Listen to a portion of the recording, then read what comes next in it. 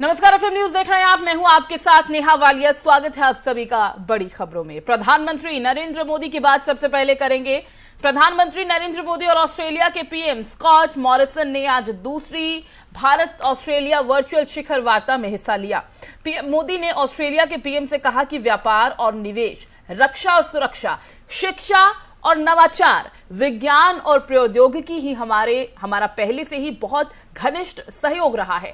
इसके अलावा उन्होंने अन्य क्षेत्रों जैसे कि महत्वपूर्ण खनिज, जल प्रबंधन, नवीकरणीय ऊर्जा, कोविड-19 में भी दोनों देशों के बीच हुई तेज वृद्धि को लेकर खुशी जाहिर की है। उन्होंने बेंगलुरु में ऑस्ट्रेलिया के सहयोग से महत्वपूर्ण और उभरती हुई प्रौद्योगिकी को बढ़ावा देने के लिए सेंटर ऑफ एक्सीलेंस की स्थापना में सहयोग के लिए धन्यवाद दिया। आइए आपको सुनवाते हैं उन्होंने क्या कुछ कहा। माय डियर फ्रेंड स्कॉट, नमस्कार। आपने होली की शुभकामनाएं दी, आपने चुनाव विजय की शुभकामनाएं दी, इसके लिए मैं आपका बहुत बहुत आभारी हूं। क्वींसलैंड और न्यू साउथ वेल्स में आई बाढ़ के कारण जान माल की क्षति के लिए मैं सभी भारतवासियों की ओर से संवेदनाएं प्रकट करता हूं। हमारी पिछली वर्चुअल समिट के दौरान हमने अपने संबंधों को कॉम्प्रिहेंसिव स्ट्रेटेजिक पार्टनरशिप का रूप दिया था और मुझे प्रसन्नता है कि आज हम दोनों देशों के बीच एनुअल समिट्स का मैकेनिज्म स्थापित कर रहे हैं। इससे हमारे संबंधों के नियमित रिव्यू की एक स्ट्रक्चरल व्यवस्था तैयार होगी। एक्सेलेंसी, पिछले कुछ वर्षों में हमारे संबंधों में उल्लेखनीय प्रगति हुई है। ट्रेड और इन्वेस्टमेंट, डिफेंस और सिक्योरिटी, एजुकेशन और इनोवेशन, साइंस एंड टेक्नोलॉजी, इन सभी क्षेत्रों में हमारा बहुत करीबी सहयोग है। कई अन्य क्षेत्र जैसे critical minerals, water management, renewable energy, कोविड-19 रिसर्च में भी हमारे बीच कोलैबोरेशन तेजी से बढ़ा है। बेंगलुरु में centre of excellency for critical and emerging technology policy की स्थापना की घोषणा का मैं हृदय से बहुत बहुत स्वागत करता हूं। साइबर और क्रिटिकल एंड इमर्जिंग टेक्नोलॉजीज में हमारे बीच बेहतर सहयोग अनिवार्य है। हम जैसे समान मूल्यों वाले देशों की यह जिम्मेदारी है कि इन उभरती टेक्नोलॉजी में उचित वैश्विक मापदंड अपनाए जाए। एक्सेलेंसी, हमारे comprehensive economic cooperation agreement caeca, इस पर जैसा आपने कहा, मैं भी चाहता हूं कि बहुत कम समय में उल्लेखनीय प्रगति हुई है। मुझे पूरा विश्वास है कि बाकी बचे मुद्दों पर भी शीघ्र सहमति बन जाएगी। सीका का शीघ्र समापन हमारे आर्थिक संबंधों, इकोनॉमिक रिवाइवल और इकोनॉमिक सिक्योरिटी के लिए बहुत महत्वपूर्ण होगा। कोड में भी हमारे बीच अच्छा सहयोग चल रहा है। हमारा यह सहयोग फ्री, ओपन और इंक्लूसिव इंडो पैसिफिक के प्रति हमारी प्रतिबद्धता को दर्शाता है। क्षेत्रीय और वैश्विक स्थिरता के लिए क्वाड की सफलता बहुत महत्वपूर्ण है। एक्सेलेंसी, प्राचीन भारतीय कलाकृतियों को लौटाने की पहल के लिए मैं आपको विशेष रूप से धन्यवाद देना चाहता हूं। और आपने जो कलाकृतियां भेजी हैं, इनमें राजस्थान, पश्चिम बंगाल, गुजरात, हिमाचल प्रदेश, इसके साथ कई अन्य भारतीय राज्यों में से अवैध तरीके से निकाली गई सैकड़ों वर्ष पुरानी मूर्तियां और चित्र हैं। और इसके लिए मैं सभी भारतवासियों की तरफ से आपका विशेष आभार व्यक्त करता हूं। अब इनको जो आपने हमें मूर्तियां लौटाई है, सारी चीजें लौटाई है, उसको सही स्थान पर लौटाया जा सकेगा। मैं सभी भारतीय नागरिकों की तरफ से इस पहल के लिए आपका फिर से एक बार हार्दिक आभार व्यक्त करता हूं। क्रिकेट वर्ल्ड कप में ऑस्ट्रेलिया की महिला क्रिकेट टीम के शानदार प्रदर्शन के लिए आपको बहुत बहुत बधाई। शनिवार के मैच में ऑस्ट्रेलिया ने बाजी मारी, लेकिन टूर्नामेंट अभी बाकी है। दोनों देशों की टीमों को मेरी ओर से हार्दिक शुभकामनाएं।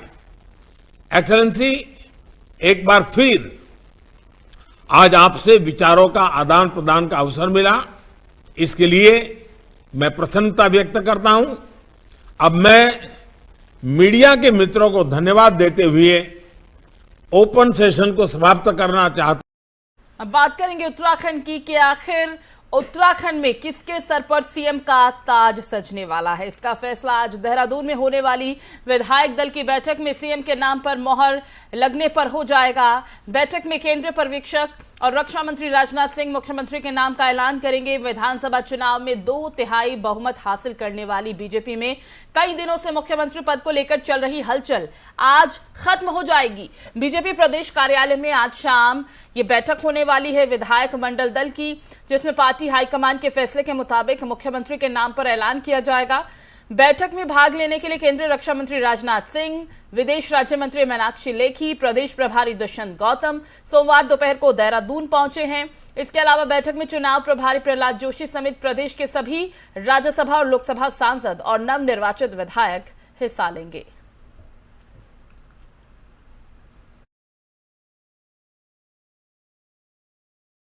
और यूपी में चुनाव संपन्न हो चुके हैं। विधानसभा चुनाव और प्रचंड बहुमत मिलने के बावजूद बीजेपी के कई बड़े नेताओं को हार का भी सामना करना पड़ा। इन नेताओं में पूर्व डिप्टी सीएम केशव प्रसाद मौर्य, सुरेश राणा, उपेंद्र तिवारी, संगीत सोम, मोती सिंह, कई ऐसे नाम हैं। और इसी के साथ यूपी बीजेपी अध्यक्ष ने इन सभी नेताओं को पत्र लिखकर उनका हौसला बढ़ाने की कोशिश की है। इस पत्र में उन्होंने लिखा कि लोगों ने पार्टी को राज्य में फिर से सरकार बनाने का मौका दिया है, इसीलिए इस असाधारण उपलब्धि का श्रेय सभी उम्मीदवारों के तप, बलिदान और कड़ी मेहनत को जाता है। स्वतंत्र देव ने पार्टी कार्यकर्ताओं को जनता की सेवा करते रहने के लिए प्रेरित करते हुए लिखा है कि यह कर्तव्य पथ पर एक क्षणिक विराम हो सकता है, विश्राम नहीं। सभी कार्यकर्ता पहले की तरह निष्ठा और समर्पण के साथ लोगों की सेवा करेंगे और देश और राज्यों के गौरव में योगदान देते रहेंगे। बता दें कि बीजेपी ने उत्तर प्रदेश की 403 में से 255 सीटों पर जीत हासिल कर सत्ता बरकरार रखी है। योगी आदित्यनाथ पिछले 37 सालों में पहले ऐसे सीएम हैं जो पूरे 5 साल का कार्यकाल पूरा करने के बाद फिर से सत्ता में लौटे हैं। बताते चले कि योगी आदित्यनाथ 25 मार्च को सीएम पद की शपथ ग्रहण करने वाले हैं, जिस शपथ ग्रहण समारोह को देखते हुए सभी तैयारियां पूरी कर ली गई हैं।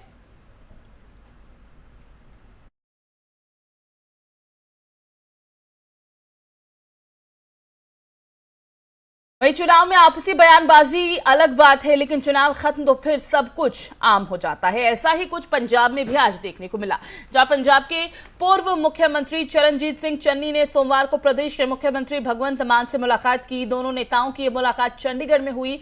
चरणजीत सिंह चन्नी ने भगवंत मान को पंजाब विधानसभा चुनाव में जीत के लिए बधाई दी है। पंजाब चुनाव के समय दोनों नेता एक दूसरे पर काफी हमलावर रहे थे। बताते चले कि हाल ही में हुए पंजाब के विधानसभा चुनाव में आप ने शानदार जीत दर्ज हासिल की है। आम आदमी पार्टी ने 117 में से 92 सीटों पर जीत हासिल की। कांग्रेस को 18, बीजेपी को 2, शिरोमणि अकाली दल को 3 और अन्य के खाते में 2 सीटें आई हैं।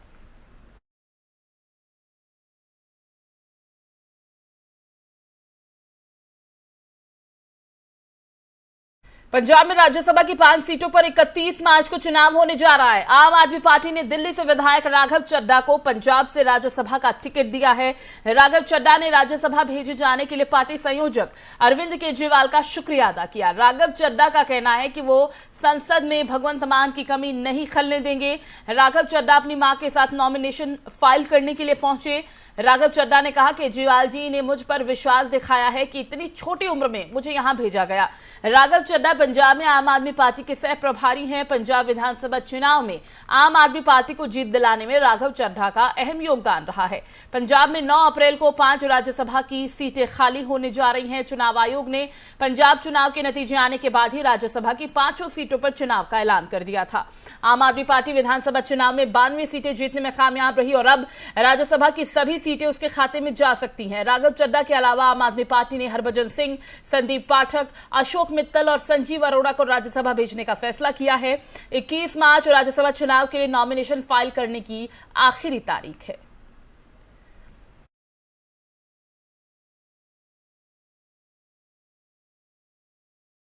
उधर पंजाब विधानसभा चुनाव में मिली बम्पर जीत के बाद आम आदमी पार्टी काफी ज्यादा उत्साहित है, खुश है। आम आदमी पार्टी अब राजस्थान में अपना आधार मजबूत करने की योजना भी बनाने लगी है।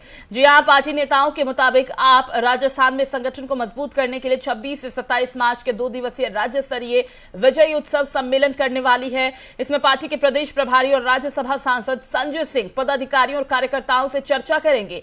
आपके राज्य सह प्रभारी खेमचंद जागीरदार ने कहा, पार्टी ने हिमाचल प्रदेश में विधानसभा चुनाव की तैयारी शुरू कर दी है।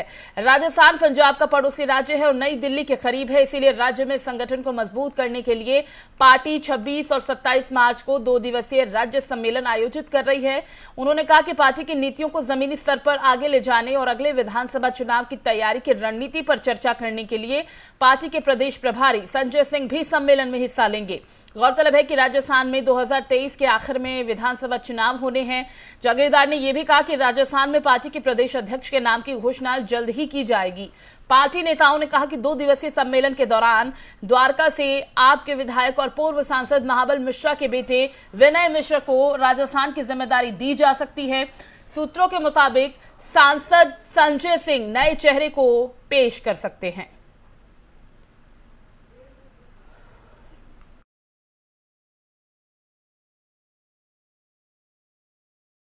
केंद्रीय सड़क एवं परिवहन मंत्री नितिन गडकरी ने एथेनॉल पर आयोजित एक राष्ट्रीय सम्मेलन में हिस्सा लिया। उन्होंने कहा कि किसान चीनी का उत्पादन कम करने, एथेनॉल का उत्पादन बढ़ाएं, इस तरफ ध्यान दें। क्या कुछ उन्होंने कहा, आपको सुनवाते हैं। इथेनॉल के तरफ बढ़ने के लिए मैं आप सबसे अनुरोध करूंगा कि भारत सरकार ने यह भी निर्णय किया है कि अब इथेनॉल के पंप, बायोफ्यूल की जो फ्यूल्स है उसके लिए आउटलेट खोलने के लिए अनुमति देने का निर्णय किया है। पूना में प्रधानमंत्री जी ने स्वयं 3 पंप का उद्घाटन भी किया है, पर अभी तक उसमें इथेनॉल भरने के लिए कोई आए नहीं। इसका कारण यह है कि अभी हमारे 2 व्हीलर सेक्शन में विशेष रूप से बजाज ने उनकी मोटरसाइकिल फ्लेक्स इंजन पे तैयार की है, टीवीएस ने भी तैयार की है और दोनों की मोटरसाइकिल लॉन्च करने का सौभाग्य मुझे मिला है। अब हीरो ने भी तैयार किए, उस दिन मेरे घर पर आए थे, उन्होंने भी तैयार किए है। तो स्कूटर्स जो है, स्कूटर और मोटरसाइकिल, ये फ्लेक्स इंजन पर अवेलेबल है। ऑटो रिक्शा भी देने के लिए वो तैयार है। वही बात आती है कि वो बोलते हैं पहले पंप चाहिए, पंप वाले बोलते हैं पहले गाड़ी चाहिए। तो मुझे लगता है इसी में पहली बार आज ऑटो रिक्शा भी अवेलेबल हो सकती है, स्कूटर्स भी अवेलेबल हो सकती है और कार भी अवेलेबल हो सकती है। अभी मैंने हमारे आईटी मिनिस्टर को कहा है कि जो टावर है टेलीकम्युनिकेशन के, वहाँ सब डीजल जनरेटर है और किर्लोस्कर और कुछ काफ़ी कंपनियों ने उसके किट ढूंढी है कि जो डायरेक्ट 100% इथेनॉल उसके लिए यूज़ हो सकता है। मैंने एक ग्रुप की मीटिंग भी ली है और हम कोशिश कर रहे हैं कि एविएशन इंडस्ट्री में भी इथेनॉल का उपयोग कैसे हो, और इसलिए स्वाभाविक रूप से बीच में स्पाइस जेट का एक प्लेन देहरादून से हमने दिल्ली लाया था और उस समय ये जो प्लेन था इसमें 50% बायोफ्यूल यूज हुई थी। तो आने वाले समय में एविएशन में आपको मालूम होगा 2 साल पहले 26 जनवरी को जो हमारे दिल्ली में फाइटर जेट उड़े थे उन सब ने 100% बायो इथेनॉल यूज किया था। पाकिस्तान के प्रधानमंत्री इमरान खान की भारत की विदेश नीति वाले बयान पर कांग्रेस नेता मल्लिकार्जुन खड़गे ने अपनी प्रतिक्रिया दी है। उन्होंने क्या कुछ कहा, आपको सुनवाते हैं। पहले से जो कांग्रेस एक नीति बनाई थी कि नॉन अलाइन पॉलिसी, हम किसी एक के साथ नहीं थे, तो हम अपनी पहचान पहले से ही अलग रखे थे, तो यही पॉलिसी अभी भी चल रही है। तो उसमें ऐसा कौन सा नई नीति नहीं है, ये पुरानी नीति है नॉन अलाइंड में, जो पंडित जवाहरलाल नेहरू जी ने शुरू की थी। दूसरा सवाल सर ये है कि आज़ाद साहब ने कहा है कि 24 घंटे राजनीतिक दल धर्म, जाति और अन्य चीज़ों के आधार पर लोगों के बीच दूरी पैदा करने का काम करती है और इससे कांग्रेस पार्टी भी अछूती नहीं है अन्य दल की तरह। बढ़ते आगे, रिलीज के बाद से ही चर्चा में रही film the Kashmir files box office पर भी धमाल मचा रही है। फिल्मों की दुनिया में मिस्टर परफेक्शनिस्ट कहे जाने वाले आमिर खान ने फिल्म पर अपनी प्रतिक्रिया दी है। क्या कुछ उन्होंने द कश्मीर फाइल्स को देखने के बाद कहा, वो आपको सुनवाते हैं। जरूर देखूंगा मैं, क्योंकि वो एक हिस्ट्री का ऐसा हिस्सा है जो हम सबको बहुत, हमारा दिल दुखता है उससे। तो कश्मीर में जो कश्मीरी पंडितों के साथ हुआ है वो यकीनन बहुत ही दुख की बात है, और ऐसी एक फिल्म जो बनी है उस टॉपिक पे, वो यकीनन हर हिंदुस्तानी को देखना चाहिए और हर हिंदुस्तानी को वो याद करना चाहिए कि एक इंसान पे जब उस पर अत्याचार हो तो क्या बीतती है।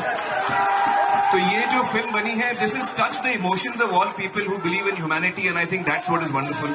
So I will definitely watch the film, and I'm so happy that the film is successful, and I feel that this is a time in India which was sad.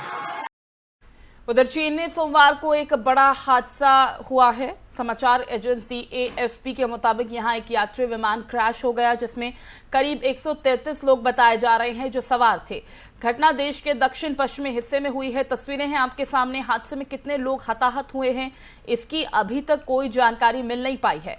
विमान कनमिंग से ग्वांगझाओ जा रहा था। इस विमान में 133 यात्री सवार थे और विमान ग्वांगजी इलाके में दुर्घटनाग्रस्त हो गया। विमान दुर्घटना के कारण यहां पर पहाड़ों में आग लग गई। जो विमान दुर्घटनाग्रस्त हुआ वो बोइंग 737 एयरक्राफ्ट था। चीन के सरकारी चैनल CCTV ने यह बताया कि बोइंग 737 विमान गुआंगशी क्षेत्र के वुझोउ शहर के पास ग्रामीण इलाके में क्रैश हुआ।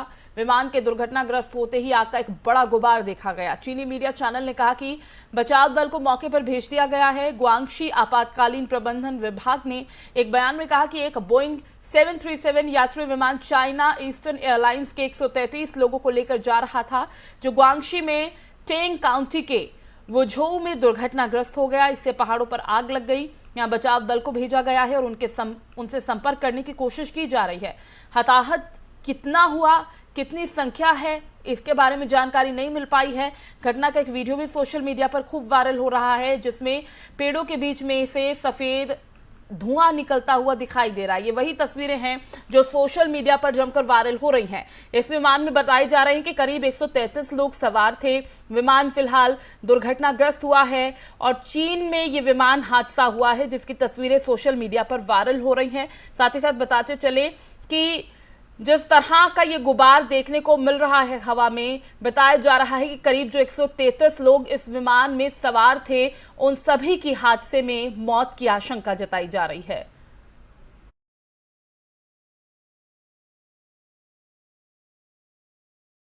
बांग्लादेश की राजधानी ढाका के इस्कॉन मंदिर पर पिछले दिनों हुए हमले पर बांग्लादेश सरकार ने सख्ती दिखाई है। बांग्लादेश की शेख हसीना सरकार ने सोमवार को वायदा किया कि इस हमले के दोषियों को कठोर सजा दी जाएगी और ये सजा इस तरह की सोच रखने वालों के लिए भविष्य में भी उदाहरण बनेगी। सरकार ने कहा कि बेशक आरोपी किसी भी धर्म के हों, उन्हें छोड़ा नहीं जाएगा, बख्शा नहीं जाएगा। बांग्लादेश सरकार ने कहा कि कुछ लोग अपने निजी स्वार्थ के लिए इस तरह की घटना को अंजाम देकर देश को बदनाम करने की कोशिश कर रहे हैं, लेकिन ऐसा करने वालों को बख्शा नहीं जाएगा। इस मामले में सरकार ने सोमवार को बयान जारी कर बताया कि रिपोर्ट से पता चला है कि यह घटना 17 मार्च 2022 को तब हुई जब मोहम्मद शफीउल्लाह नाम का शख्स अदालत के फैसले के बाद अपनी जमीन पर कब्जा लेने पहुंचा। इस दौरान मंदिर के 15 से 20 लोगों ने विरोध किया था।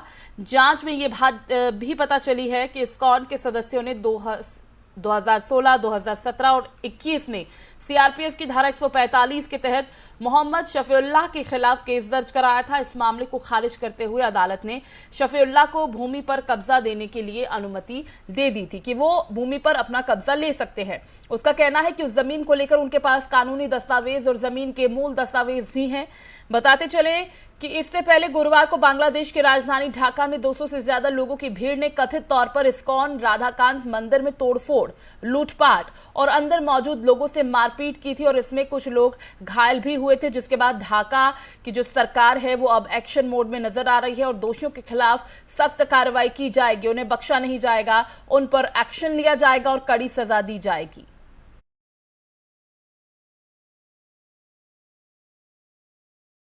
और 1 मार्च को यूक्रेन के खार्किव में गोलीबारी में मारे गए नवीन शखरप्पा ज्ञान गौदर का पार्थिव शरीर सोमवार को 3 बजे बेंगलुरु पहुंचा। बेटे का शव देखते ही पिता शंकरप्पा कॉफिन से लिपट कर रोने लगे, जिसके बाद वहां मौजूद लोगों ने उन्हें संभाला। इसके बाद शव को गांव ले जाया गया, जहां वीरा शैव परंपरा से शव का पूजन हुआ। पार्थिव शरीर अंतिम दर्शन के लिए रखा गया। इसके बाद उसे दावणगेरे के अस्पताल को मेडिकल स्टडीज के लिए दान किया जाएगा। इससे पहले कर्नाटक के मुख्यमंत्री बसवराज बोम्मई ने बेंगलुरु एयरपोर्ट पहुंचकर नवीन को अंतिम श्रद्धांजलि दी। नवीन के पिता शंकरप्पा ने कहा, मेरा बेटा चिकित्सा के क्षेत्र में कुछ हासिल करना चाहता था, लेकिन ऐसा हो नहीं पाया। कम से कम उसके शरीर का उपयोग अन्य मेडिकल छात्र पढ़ाई के लिए कर सकते हैं, इसीलिए हमने चिकित्सा अनुसंधान के लिए अपने बेटे का शरीर दान करने का फैसला किया है। लेकिन उनके जो पिता हैं, उनके आंखों से अश्रु थम नहीं रहे थे। यूक्रेन में मारे गए छात्र का जब शव, उनका पार्थिव शरीर भारत वापस लाया गया तो सभी की आंखें नम थी।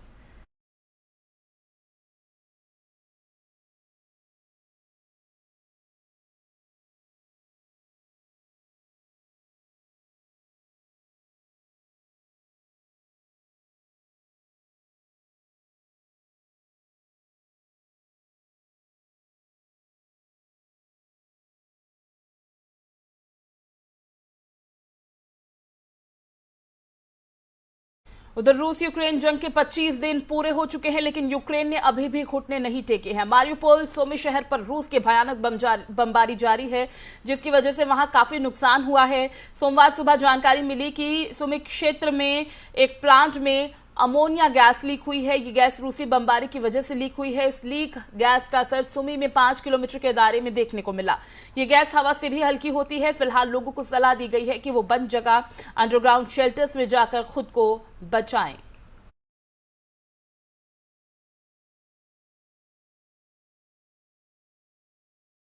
अभी तक की बड़ी खबरों में फिलहाल बस इतना ही। बाकी अपडेट्स के लिए आप बने रहिए FM न्यूज के साथ। नमस्कार।